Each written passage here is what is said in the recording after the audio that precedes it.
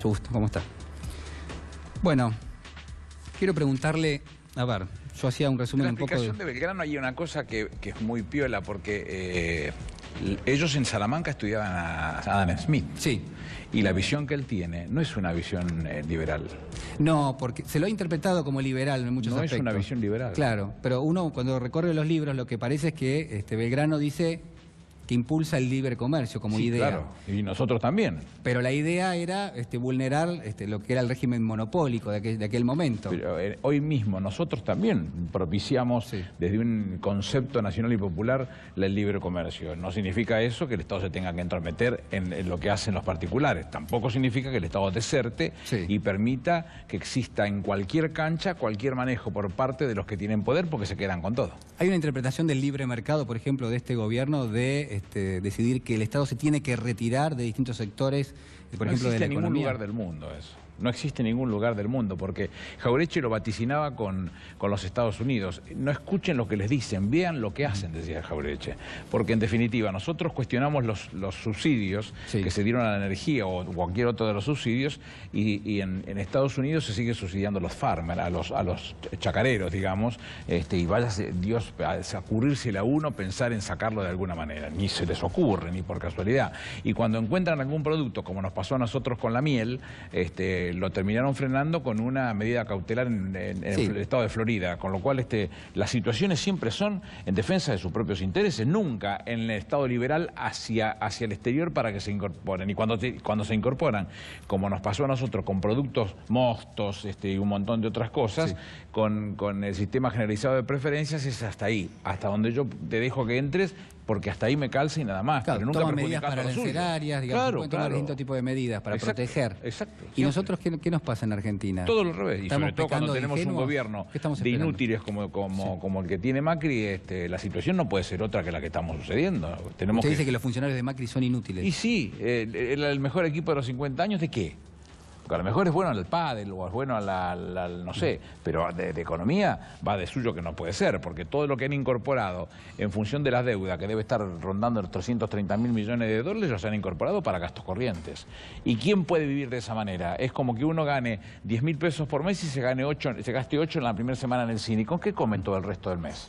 Bueno, acá pasa lo mismo. ¿Qué va a hacer con el resto de la vida cuando ya no tiene ninguna posibilidad de tomar dinero en el mundo y no entran dólares? Porque desde que comenzó el año tenemos 6.124 millones de importaciones y 5.102 de exportaciones. Hay un déficit comercial 938 millones de déficit comercial del mes, 3.421 millones en lo que va del año, 10.674 millones en lo que va de un año completo. Es imposible salir de esa manera. ¿Por dónde van a entrar los dólares? ¿Y qué pasa con lo que son las investigaciones por corrupción, con los funcionarios que están denunciados? Bueno, hoy Emilio Gazavilbaso. A ver, empecemos por el presidente, si el tipo más turbio es el presidente. El presidente es el dueño de IEXA, no era Calcaterra. ¿Se supone que lo vendió? No, él no lo dicen que lo vendió, pero nadie lo puede comprobar que lo vendió. IEXA la vende cuando él la asume como jefe de la Ciudad Autónoma de Buenos Aires, y después el primo se la vende a Midlin. La realidad es que la situación en la que nos encontramos es una empresa que se dedicó a hacer negocios toda la vida, y cuando los dueños de este canal los detienen porque teóricamente vendieron una empresa que nunca vendieron, ya está comprobado que eso es así, el bochorno en el que nos estamos encontrando, la vergüenza, va a terminar siendo la década infame de una parte de la justicia argentina, la década infame de una parte de la justicia. Yo quiero que los hombres y las mujeres que nos están viendo sepan que, por ejemplo, convenios como los que los dueños de esta empresa firmaron para sostener las empresas, lo tiene Mirta Legrand, por ejemplo. ¿Cómo? Claro, Mirta Legrand, cuando la deuda que generó por no pagarle a sus empleados, pidió un convenio de esta característica y se lo otorgó. 1.800 personas físicas y jurídicas lo solicitaron y se los otorgó a todas.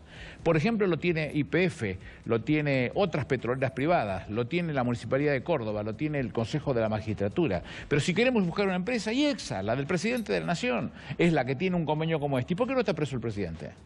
Tienen que estar presos los dueños de esta empresa porque se quieren quedar con la empresa. Entonces solo tontos son los que pueden pretender o aceptar que mansamente uno vaya a ir por el pasillito para que hagan las cosas que se les ocurren, porque los negocios no paran de llover. Fíjese lo que sucede con Quintana, lo que decían ustedes hace un ratito con el caso de Pharmacity, dice usted. Y claro, fíjense que de la totalidad del capital accionario, el 88,3% no tiene derecho a voto. Quintana es dueño del 3% por dos vías, por Partners 1, que es una de las empresas que él tiene, que es dueña prácticamente del 53%. Entre las dos tiene el 53% del derecho a voto. Con lo cual derecho a voto. Claro, y las otras dos, estas que manejan el 88,3%, que no tienen derecho a voto, son de dos empresas generadas en Delaware. Para los que no conocen, Delaware es una suerte del paraíso fiscal de los Estados Unidos. El estado número 12 o 13 cuando se fundó la Confederación. Es lo que hace este gobierno. Se dedican a los gobiernos de Macri, de su familia, su hermano. Resulta que los dueños de esta empresa tienen que estar presos porque no compraron una empresa que dice que compraron, pero el hermano de Macri blanquea 35 millones de dólares y no sabemos de dónde lo sacó. Porque en definitiva los robó, es un negocio trucho. ¿Alguien lo explicó? No. El ministro de Finanzas... ¿Qué pasa con las empresas offshore, por ejemplo? Y bueno, pero el ministro de Finanzas tiene una evasión de 20 millones que lo reconoce él mismo. El de Hacienda, dice usted, Nicolás. El de Hacienda, perdón. Sí. El de Finanzas también tiene la suya. Por eso porque no actúa, es de él, y él cuando se presenta ante la SEC, él dice que es dueño. Después, cuando acá se destapa la olla, la propia empresa reconoce que y a Perfil les dice que él es manager, y después cuando va al Senado le dice que forma parte del fondo fiduciario. Nadie le puede explicar a los integrantes de este gobierno cómo han hecho, son como las arañas sin patas, no se saben cómo hicieron la tela. Es una cosa ¿Qué pasa con la Oficina Anticorrupción? Un espanto. Un espanto. ¿Qué opinión tiene? Pero fíjese que tienen 1000 y pico de denuncias realizadas y nadie toma una decisión en este caso y se dedican a perseguir a la oposición. Una cosa impensada, insensata, sin criterio, porque la vida va a continuar en la Argentina y esto es efímero, la presencia en el poder del Poder Ejecutivo, ¿no? ¿Hay presión del gobierno sobre la justicia o la justicia trabaja en forma independiente? Absolutamente. Lo hay en la justicia penal, lo hay en la justicia civil. Yo conté que había, previo a la detención de los dueños de estos canales, hubo una reunión en la cual participaron la segunda de la CIDE, la señora 8, digamos, el señor 5 de la CIDE, las dos cabezas de la CIDE, y participó el presidente de la Nación, el jefe de gabinete y el ministro de Justicia, donde se decidió que tenían que ir presos. No se decidió en la justicia, se decidió en una reunión en la Casa de Gobierno. Como si fuera poco, le mandaron después al titular de la FIP a hablar con uno de los jueces para que tomara la sopa, en definitiva hiciera lo que le decían que tenía que hacer, que era meter presos a los dueños de estas empresas. Y después, por si fuera poco, al juez de comercial le mandaron 3 chasquis, no uno solo, 3, con mensaje de cómo tendría que actuar en consecuencia, que no tengo nada para decirlo, pero digo, cómo tenía que actuar en consecuencia. ¿Le molesta al gobierno que exista un canal como C5N? Sí, claro, cómo no. Y si ellos lo que quieren es el monocolor, que todo el mundo diga que las cosas salen bien, pero ¿sabes qué? Eso explota. El blindaje que los medios le han hecho a este gobierno se burla cuando un tipo pone la mano en el bolso y no encuentra plata para darle de comer a los pibes.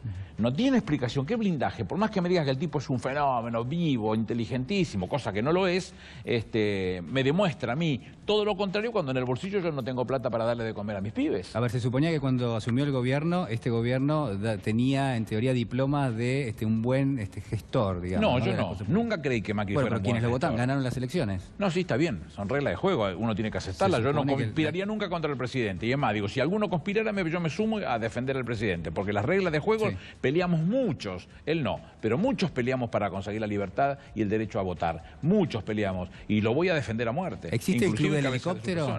El club del helicóptero. No, yo no aspiro a esas cosas. Yo quiero ganarle donde se tiene que ganar, pero el tema es que en el mientras tanto, en lo que falta de acá al fines del 2019, la gente que queda en el camino son muchos, porque esto, como dice Jauretche, vuelvo a citarlo, son los que piensan la economía sin el pueblo adentro, y acá es en donde fallamos más duramente. Estos son los que se siguen perjudicando durante todo este tiempo. Por eso critico muchos de mi propio partido, que se esconden atrás de los malbones y se hacen los giles y no salen a poner el pecho. ¿De quién está hablando? De muchos. ¿De la Cámpora, del kirchnerismo, del peronismo? De muchos, porque la Cámpora misma veía un video que me dio un odio, una bronca con ese tema, donde dicen que ellos están de acuerdo con la unidad, pero la unidad se tiene que hacer también en las plazas, no sé qué tienen en las plazas, en la Cámara de Diputados. Si no tenés capacidad para cerrar económicamente, inteligentemente, políticamente en una Cámara, bueno, denunciarlo, en todo caso, que no te da para hacerlo. ¿Qué tiene que ver con dejarle el campo orégano para que estos tipos sigan siendo gestión de gobierno? Porque en el medio está la gente que sufre y nadie lo resuelve. ¿Qué pasa con la relación, por ejemplo, con sectores del kirchnerismo? Usted en algún momento dijo que, bueno, la gente de la Cámpora, por ejemplo, ¿no? Es que yo no lo dejo de decir, ¿eh? Yo sigo sosteniendo lo mismo.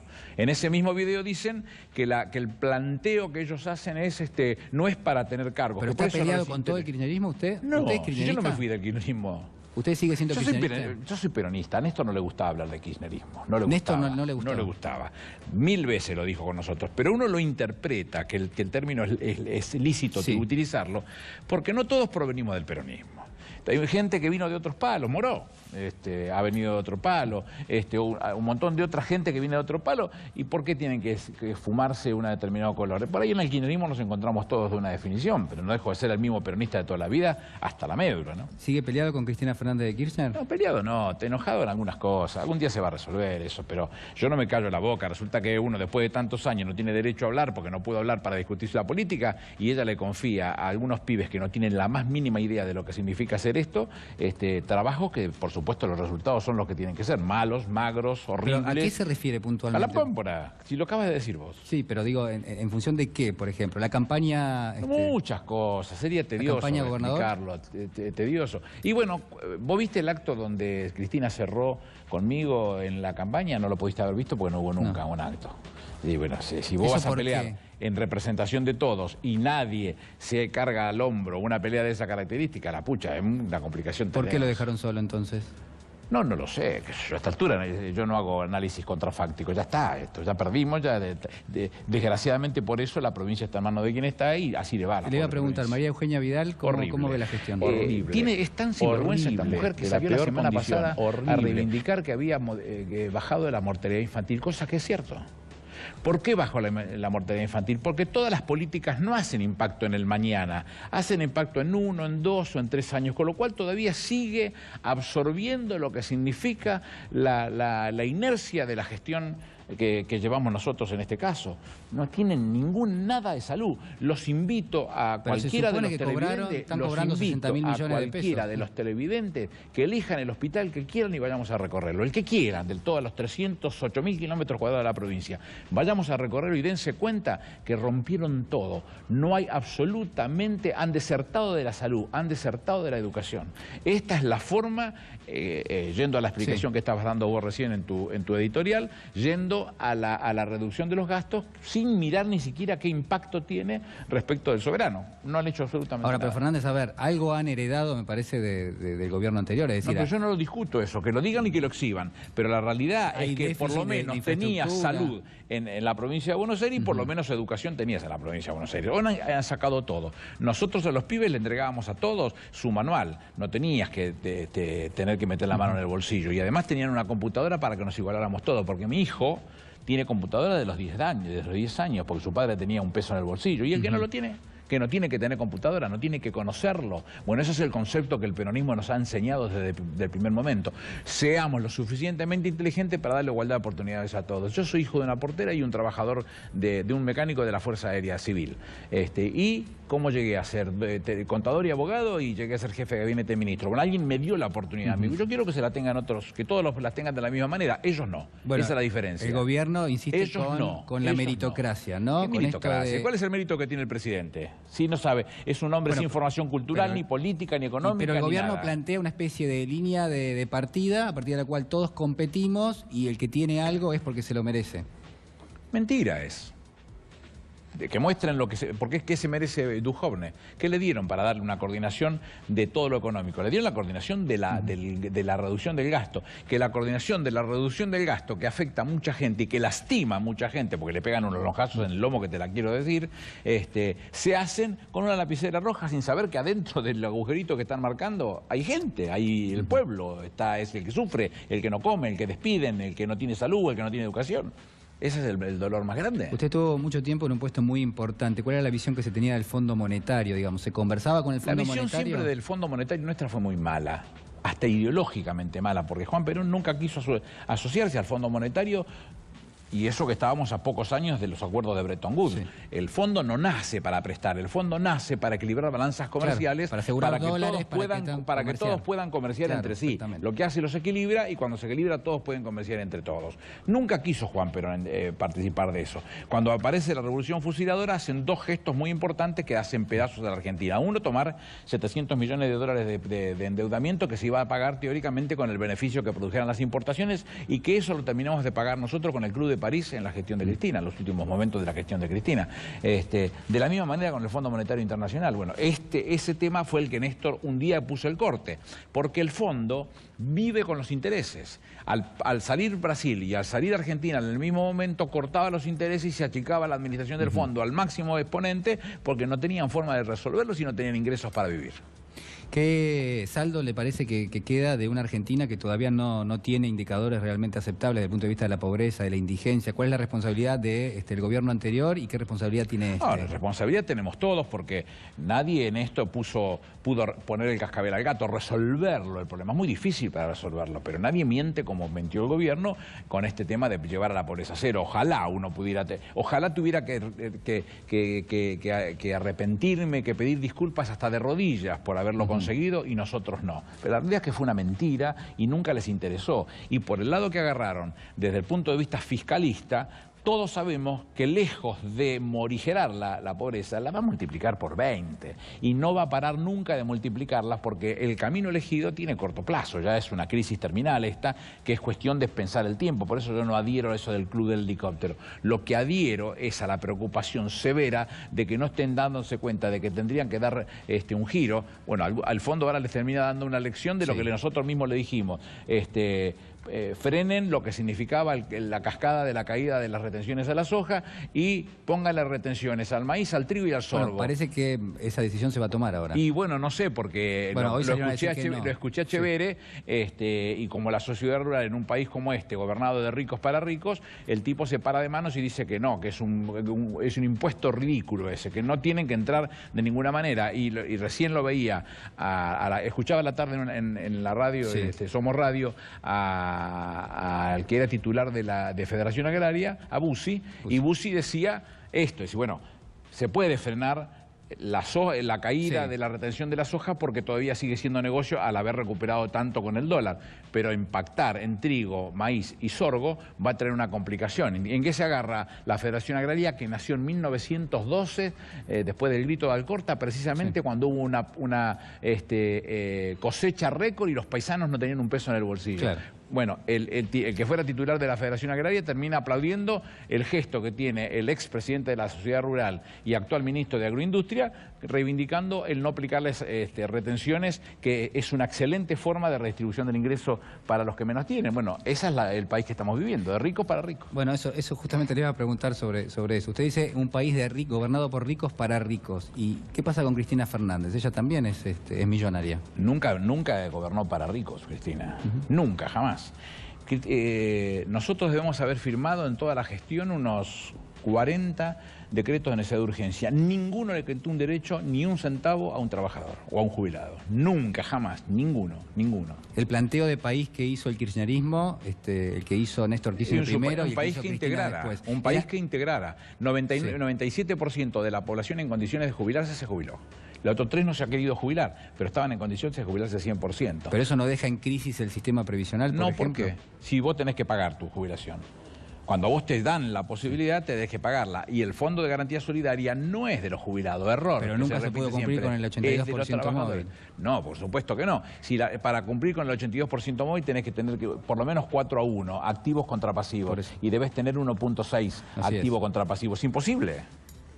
Es imposible. ¿Qué pasa con la dirigencia gremial? Hemos visto esta semana, una cuestión realmente muy preocupante. Se llevaron detenidos a referentes del sindicato de los metrodelegados. Digo, ¿hay una propensión por parte del gobierno a tener más mano dura, a vulnerar algunos derechos? Desde el primer momento. Eso es típico de los conservadores. Típico de los conservadores. Como un gobierno conservador no se puede comportar de otra manera. Ellos creen que el ejercicio de la autoridad es eso, repartir palos. Y la realidad que el propio jefe de la ciudad autónoma... Pero estamos hablando de un gobierno democrático, lo que está diciendo, ¿y qué tiene que ver? No, se lo digo nada más. No. Porque hay quien dice, el jefe de la ciudad autónoma no le han contado realmente lo que está sucediendo, porque él dice que es ilegal lo que han hecho, y la verdad es que no, que están inscriptos. La discusión es otra. Lo que hizo la alzada y que la Corte por eso no lo recoge, porque no tiene una sentencia definitiva, es anular el acto administrativo que le designó, le dio la posibilidad de tener la representación. Pero no significa que no puedan agruparse ni tener actitudes típicas de la que la legislación argentina Pero hay un les embate confiere. del gobierno para con los sindicatos. Absoluto.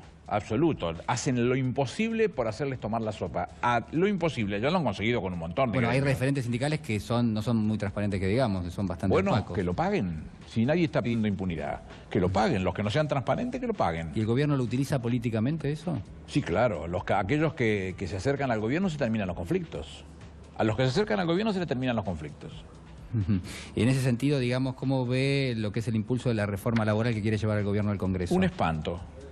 Yo estoy convencido que el peronismo no va a permitir que eso suceda. Y muchos compañeros que ya no están trabajando en el peronismo, que yo Massa, por lo menos lo que vengo escuchando, son gestos razonables, inteligentes, y gente que ha estado con él, como Alberto Fernández, que de eso no tengo duda, Felipe Solá. La formación y la procedencia garantizan que no van a acompañar una barbaridad de esa característica, porque lo que Macri está pretendiendo hacer realmente es querer conseguir que el valor del peso en el batch de producción, el peso específico de lo que signifique el salario, sea el mínimo. El mínimo. Por eso le ofrece él, vos dijiste 13, el 12% les ofrecieron al empleado público, y ese 12% es mucho menos de la mitad. Hoy decía Ismael Bermúdez que consultoras privadas ya están diciendo que no va a haber crecimiento y que va a haber una inflación del 30. Sí, el crecimiento es muy magro para este año. Si va a ser 30 cero. y sin crecimiento, ¿cómo hacen para sostenerle las posibilidades del ingreso de lo mínimo indispensable para un hogar a un trabajador? Es imposible. ¿Qué tiene que hacer Hugo Moyano? Hoy bastante perseguido por la justicia. Hugo Moyano es un tipo que se mueve al son de su propia música, siempre lo hizo. ¿Qué significa eso? Tuvo muy buena relación con... soy amigo de él hace muchísimos años. Me costó nuestro enojo un tiempo defender las políticas de Cristina en muchas cosas que él tenía razón, que yo no estaba de acuerdo cómo se hacían. Entre otras, cuando se discute en nombre de la CGT con la presidenta determinadas políticas.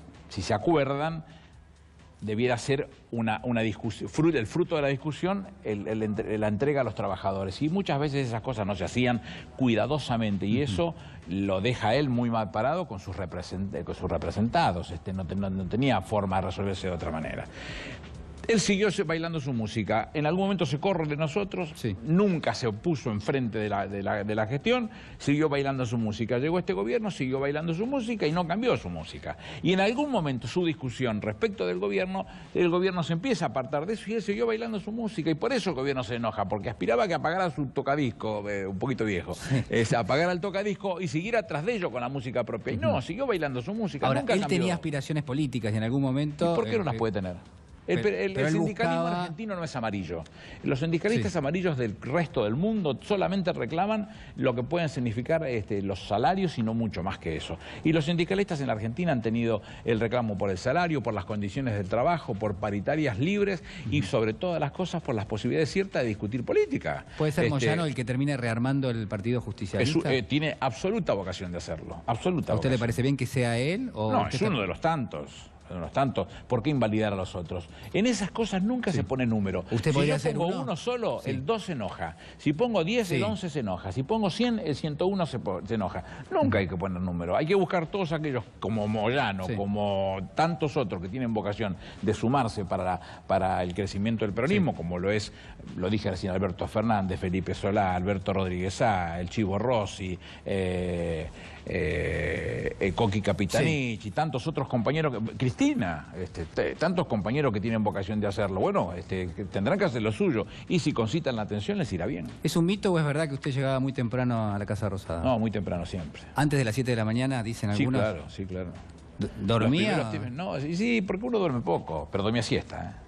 ¿En la gestión dormía más que ahora o ahora el gobierno de Macri no lo deja dormir? Son 5 o 6 horas. ¿Duerme bien ahora también? Sí, siempre. ¿Qué le parece, de alguna manera, que digamos, Marcos Peña, ¿no? Ocupando un poco su rol, su función. Personalmente sí, por supuesto, no tengo nada que decir, pero como jefe de gabinete ningún respeto, ¿no? ¿Usted piensa que no está haciendo una buena gestión? No, para nada, no tiene idea de lo que está haciendo. ¿Y si fuera Se dedican a esto, a perseguir gente, a agraviar, a insultar con los trolls estos que financian con el dinero público, a todo ese tipo de cosas. No tiene una tarea de jefe de gabinete. Bueno, hay quienes dicen que podría ser el sucesor de Mauricio Macri. ¿Usted cómo lo ve? Más. No le tiene fe. ¿Qué le parece que tiene que hacer el gobierno de aquí en adelante, teniendo en cuenta que está repitiendo, si uno quiere, lo que fueron las propuestas quizás en algún momento que hizo ya en los últimos años y que sistemáticamente, bueno, da la sensación de que en lugar de revisar lo que han sido esas decisiones, más bien están haciendo lo contrario, ¿no? Pero si no han parado de mentir al pueblo cuando fueron a elecciones, todas sus propuestas, todo lo que han podido exhibir como propuestas fueron todas mentiras. Sí. Es cuestión de hacer el análisis. Lo hicieron con la devaluación, lo hicieron con la desregulación cambiaria, después ellos le llamaron a terminar con el CEPA, lo hicieron con las tarifas, lo hicieron con las retenciones, lo hicieron con los aportes patronales. Todo en beneficio de los que más tienen, no de los trabajadores. Después redujeron el impuesto a la ganancia para las sociedades, pero quieren subir cuarta categoría, que es un impacto contra el bolsillo del trabajador. Y después eliminan uno de los impuestos más progresivos, que es de bienes personales. Y que para terminar y frutilla del postre, modifican el cálculo de la movilidad jubilatoria y terminan poniéndole como objetivo la inflación, cuando la realidad es una mentira. Perjudican a los viejos, les sacaron los remedios a los viejos, les sacaron los remedios. A ver si nos damos cuenta de la gravedad de los hechos, porque yo tengo a mi vieja con 89 y cuando mi vieja se fue a poner la vacuna de la gripe, se la compramos nosotros, fue mi hermana y la compró. Sí. Pero digo, ¿y el que no tiene la plata? ¿Y quién es el responsable? ¿Es Basavilbaso o es el presidente? No, el responsable es el presidente. Basavilbaso no existe para mí. Acá hay un solo responsable, que es el titular del Poder Ejecutivo. El responsable es él, que no le importa un carajo nada, no hay mucho para discutir. Pero Basavilbaso es en un problemita bastante grande porque ellos tenían en el Fondo de Garantía Solidaria el 11,85% del paquete accionario de Petrobras. Sí, las acciones de Petrobras. Y por presión de Midland terminaron vendiéndolas a 10,37. Y cuando se funde terminan cotizando 18 mangos. Bueno, Bonadío, que se cansó de procesarnos a nosotros por cualquier cosa, bueno, lo ha llamado a indagatoria para el mes de julio a Basavilbaso, creo que son 13, 14 funcionarios más. ¿Volvería a votar el memorándum de entendimiento con Irán? 100 veces. Con las dos manos. ¿Y qué pasa con la denuncia que hizo el fiscal Nisman? Una burrada. Una burrada. Cualquier pibe que recién empieza derecho hay que dárselo a leer y que se dé cuenta que es una burrada, es una bestialidad lo que han hecho con eso, lo que ha hecho con eso, que además no está escrito por un abogado. No, Nisman era un tipo sólido. ¿Que el escrito de Nisman no lo escribió Nisman? No tengo duda, buena parte de eso no está escrito por él. ¿Por qué? ¿Por qué lo dice? Porque se nota. Porque cualquier abogado nos damos cuenta cuando uno escribe algo que no sabe, que no tiene concepto jurídico. Se nota. ¿A Nisman lo mataron? Yo de eso no hablo, porque yo marqué mucho tiempo 3 cosas que son muy importantes de definir con Nisman. La primera es que el gobierno no formaba parte del proceso. Así que estaba liberado, el proceso seguía su camino solo. La segunda es que como gobierno teníamos todo el derecho del mundo a reclamar la verdad jurídica objetiva, todo el derecho del mundo. Y la tercera es que no formamos parte de la investigación, entonces con mucho respeto hacia la persona de Nisman, estábamos en la tribuna mirando a nosotros, nada más que eso, mirábamos, porque todo se sucedía en otro campo y no hay otra cosa que vaya a cambiar. ¿Y cuál es la forma en que murió? Yo puedo tener para mi persona una idea de lo que puede haber pasado, para mi persona, pero jamás voy a hablar de ese tema, nunca lo hice ni lo voy a hacer hasta que alguien científicamente diga, comprobado, esta es la forma en la que murió. Bueno, hay un informe de gendarmería, digamos. No, es una vergüenza eso. Ese informe de gendarmería es una vergüenza. Yo manejé 5 años gendarmería y nosotros la encontramos gendarmería en pésimas condiciones. Bueno, buena parte de este gobierno la ha puesto en gendarmería, otra vez han retrocedido como en la OCA, como 7 u 8 casilleros. Es una aberración que opinen señores que no tienen la más mínima preparación para hacer eso. ¿Qué piensa del juez Claudio Bonadío? Usted recién lo mencionaba. El proceso son 2 causas, que no tienen ni pie ni cabeza. ¿Cuál es? Cunitas y GIRSU, Gestión Integral de Residuos Urbanos. No tiene ni pie ni cabeza. En las 2 está procesado. En las 2 procesadas, sí. Y tiene otra que es del fútbol para todos. 2 del fútbol para todos. Una estamos procesados por falta de deberes de funcionario público, algo incomprensible, porque el artículo 248 del Código Penal, que habla de la falta de deberes de funcionario público, dice que se comete una falta cuando uno o no cumple con una ley o con un precepto constitucional. Y acá dicen que nosotros nos procesan por falta de deberes de funcionario público por no haber controlado a la AFA. A la AFA la controla, por un lado, la Inspección General de Justicia, por el otro lado, la FIP. Era por el acuerdo con Iveco. El jefe de gabinete, con lo cual... Y la segunda parte es de Iveco, que no quieren entender, yo le explicaba que a nosotros nos procesan por lo que dice un empleado.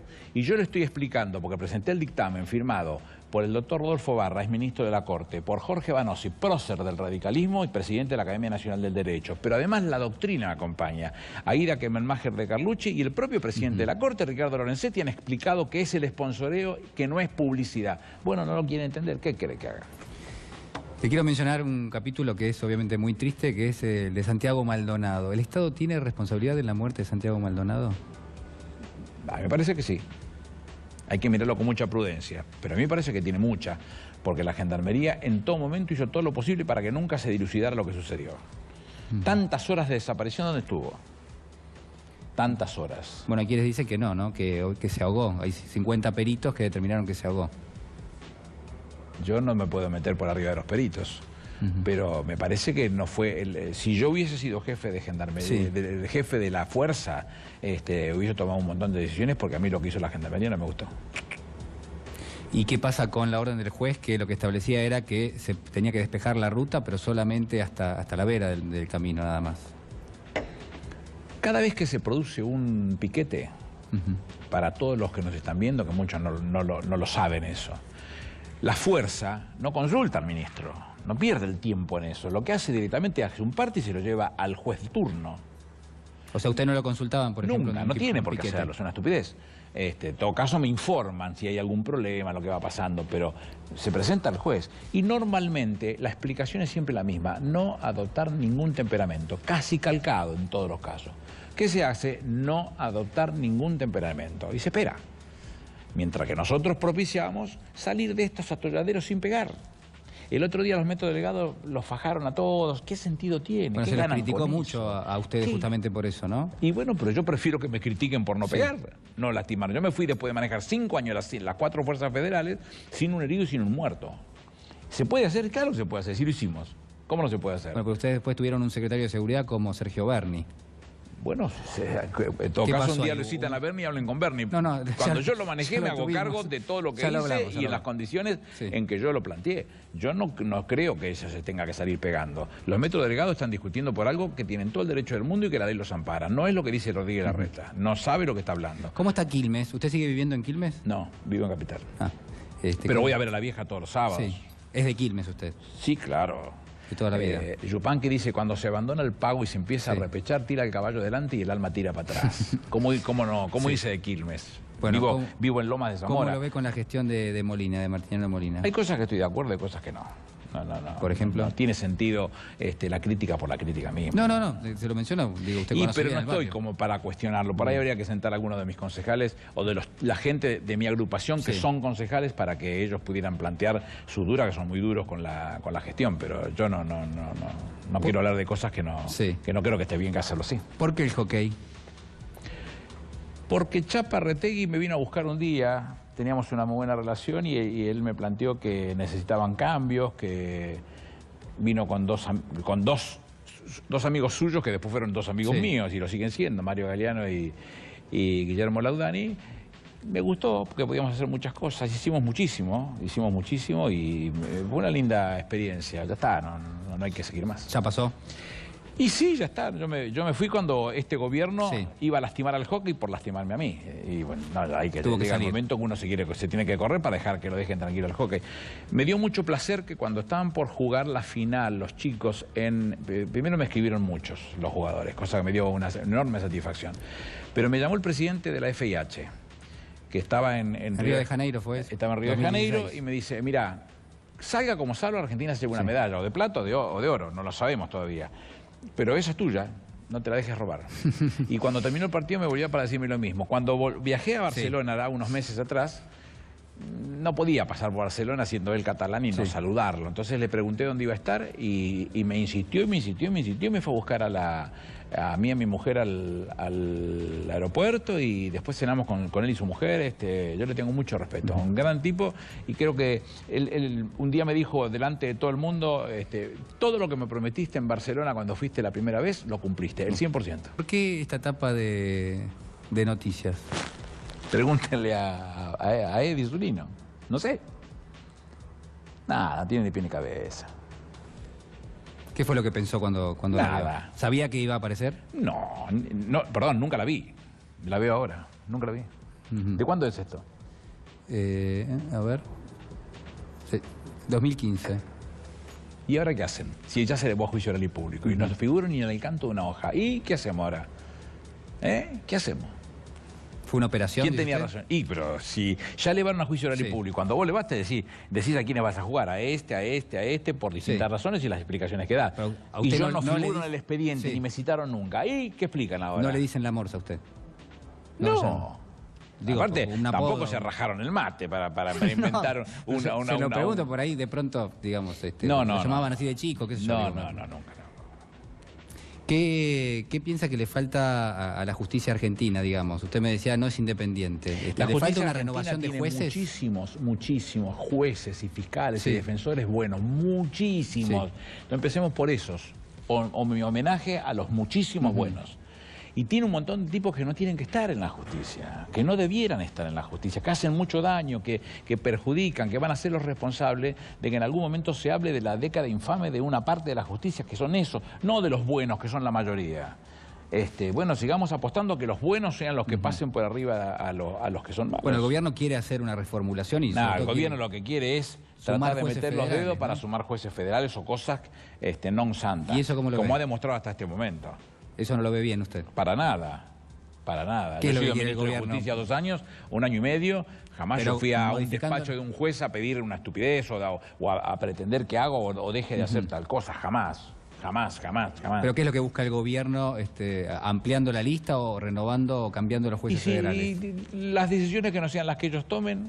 Vuelvo a poner como ejemplo lo de los dueños de esta empresa. Dice el presidente en algún momento, no, lo acordado no fue eso. Cuando le dan la libertad y modifican la carátula, como dice, la carátula es una cartulina, no se modifica la carátula, lo que se modifica es la calificación penal. Bueno, cuando se modificó la calificación penal, que no lo habían pedido en el expediente esta gente, entonces dicen, no era lo acordado. ¿Acordado con quién? Tienen la grabación, búsquenla, presten atención a eso. No era lo acordado. ¿Con quién acordaron? El artículo 109 de la Constitución dice con toda claridad que el presidente no puede ejercer funciones judiciales ni arrogarse el conocimiento de causas pendientes ni restablecer las fenecidas. No pueden participar de eso. Bueno, presten atención. El gato hace poco pasó 4 o 5 videitos, uno el que digo yo, el de no era lo acordado, y presten la atención lo que hacen. Entonces, está todo pensado para lastimar a esta gente y quedársele con las empresas. Bueno, yo me sumé a ese grupo tratando de ver cómo podemos hacer para que eso no suceda. En los últimos días, incluso en las últimas semanas, Elisa Carrió fue utilizada por el gobierno para tratar de sembrar lo que son teorías de complot. Habló de devaluacionistas, Nadie de la golpistas. utiliza, le encanta hacer eso. Nadie la utiliza. Usted dice que ella se presta para hacer eso. Sí, le encanta hacer eso, conspirar, todo eso. Bueno, dijo que la Unión Industrial Argentina estaba buscando debilitar al presidente, que los laboratorios también estaban haciendo lo mismo. Sí, después salió a decir que la nata era el ariete de una operación contra Quintana por los laboratorios. No, digo que... No le tengo ningún respeto, no me parece que tenga nada para dar. Como dice cualquier cosa de cualquiera, entre ellos de mi persona, dice cualquier cosa, entonces todo el mundo le tiene miedo. Yo no le tengo miedo. Cada vez que la quise llevar a la justicia, alguien te tiene un cagazo marca cañón, entonces no se animan a ir contra ella para investigarla. Y si no la investigan, ¿qué quiere que haga? Yo no tengo forma. ¿Se amigó con Alberto Fernández? Sí, hace como 3 meses. ¿Cuánto tiempo estuvieron distanciados? Como 10 años. ¿Cuánto? Como 10 años. ¿10 años? Y sí, él renunció en el 2008. 2008. Casi 10 años, ¿Por qué se habían distanciado? Por nimiedades. Por cosas de la política, pero yo le he tenido afecto, sé que él me tenía afecto, y un día, cuando lo agraviaron en el patio Bullrich, yo le escribí, después de mucho tiempo, le escribí solidarizándome. Y quedamos en encontrarnos, nunca se daban las cosas y después se fue allanando el camino y hoy hablamos bastante. ¿Y a qué se dedica hoy? ¿Yo? Sí. A la abogacía, a la actividad privada. ¿Puede vivir con el estudio? Sí, claro. Y si le volviesen a ofrecer la posibilidad de formar parte de una alternativa política... Si lo tengo que decir ahora, sí, acá, sí. Diría que no, pero yo viví toda la vida para la política. Toda la vida para la política, no de la política. Con lo cual, lo más probable es que si eso sucediera, lo pensaría. No me dé bola lo que pueda decir en este momento. Bueno, se lo pregunto. En el armado de listas de las últimas elecciones estuvo Daniel Scioli y usted no estuvo. Pero yo no quería ser. Yo cuando hablé con Cristina le dije, mira, si yo quiero ser diputado nacional, si no tengo que ser, no tengo que ser, No me interesa ser diputado nacional. Lo que quiero es la reivindicación, porque yo cuando me hicieron esa mugre en lo de la Nata, la Morsa, Canal 13, Carrió y todo eso, yo no fui a pedirle, che, vengan, hagan un scrum conmigo para defender. Yo me defiendo solo. Me defiendo solo. Lo dejaron solo. Me defiendo solo. Ahora, ya pasó el tiempo. Yo no enchastré a nadie y yo les demostré que mi vida es una sola, yo no tengo nada que ver con eso. Bueno, loco, un día levanten la manito y ahí digan algo, porque me parece que es lo que corresponde. Como tampoco me gusta a los compañeros que metieron en cana. Nadie pide impunidad, Las investigaciones que sigan su curso, pero lo que hicieron a Julio De Vido, es una locura. Sí, usted dice las prisiones preventivas. Es una locura eso. La doctrina Irursun usted no la respalda. No, yo no sé si la doctrina de quién es. Es una locura eso, porque eso nuestra Constitución dice que no. Casación sacó un fallo plenario que se conoce como Díaz Besone, que dice con toda claridad que si no entorpece el proceso y no se va a dar la fuga, tiene que esperar el juicio en libertad. ¿Y por qué el gobierno? ¿Qué sentido tiene? ¿Y cuál fue el sentido por el cual? Querían poner a todos en línea, en fila. Bueno, como muchos no nos callamos la boca, nos tocó pasar por eso, 4 procesamientos, en el caso de Julio estar preso. Ayer estuve con Julio. Con respecto a lo que es una alternativa, dígame cómo está De Vido. ¿Cómo está? Bien, lo vi bien, me puso muy contento verlo, bien físicamente, bien anímicamente, injustamente detenido. Una alternativa para el año próximo, digo, ¿quién ve con posibilidades para competir con... lo mencioné recién a todos los compañeros, todos tienen posibilidades, ahora tienen que gestar ellos su espacio. Sí. No es tan fácil instalarse, es muy difícil instalarse. Bueno, tienen que gestarlo ellos. Yo al que llegue, al que se vea que le da cualquiera de los que está, yo voy a trabajar para él, pero desinteresadamente voy a trabajar. Le gusta mucho la historia, me dijeron, y le gustan las religiones también. Sí. Si tuviese que elegir algún periodo de la historia argentina, ¿cuál sería? ¿Para revisarlo? Sí. Rosas. ¿Por qué? Y porque me parece que hay muchas cosas para ver. Tiene muchos críticos, Rosas, ¿no? Por supuesto. Sí, claro. Desde los sarmientinos que lo van a ver conforme la ley 139 de la provincia que lo declaró el reo de lesa patria. Puedo pasar a las cartas de Urquiza, que fue el que lo derrota en Caseros y sin embargo no dejó de escribirse nunca. Y cuando él sabe que le van a sacar la ley en contra, dice, no puede ser que aquellos que estuvieron en la Argentina y saben todo lo que usted hizo, vayan a hacer esto para usted. Le dice Urquiza en sus cartas. Hay mucho para ver. Irigoyen. Quienes hoy conducen la Irigoyen han dicho aberraciones. Juan Perón dice 4 o 5 cosas importantes. Irigoyen dicen, en 1916 yo lo voté, dice Perón. Después dice, cuando se produce el golpe, no estaban para defenderlo. Después viene la muerte de Irigoyen el 3 de julio del 33. Cuando muere Irigoyen, hay 1 millón de personas en la calle. Entonces Perón dice, no tenían que estar en el velorio, tenían que estar en la Plaza de Mayo defendiéndolo. Y después dice Perón en el 45, todo lo que dijeron de Irigoyen, ¿dónde está? Porque no hay nada de eso. Y después dice Perón, Irigoyen eran esos gringos que te daban la mano y firmabas un documento, dice, en el 53. Toda esa expresión que Perón fue defendiendo de Hipólito Yrigoyen es la que se sigue exhibiendo hoy. De Yrigoyen nos acordamos todos, de los turros que lo voltearon no se acuerda nadie, pues nadie sabe quiénes son. ¿Néstor Kirchner va a quedar en los libros de historia? Totalmente. Un tipazo, una cabeza privilegiada, un constructor también de poder, sí, claro. Sí, ¿Y el presidente Macri? Sí, va a quedar, pero por la otra razón. Un día, en un patio de una escuela, 2 pibes se van a encontrar y uno le va a decir, ¿qué te tocó en la prueba? Y si la década infame de Macri, una cosa así, una catástrofe, no. Esta porquería que están haciendo como gestión de gobierno, el daño que le están haciendo a la Argentina, la van a pagar caro en la historia, claro que sí. Aníbal Fernández, le quiero agradecer muchísimo por estar con nosotros. Nosotros vamos a una pausa y ya regresamos. Thank you.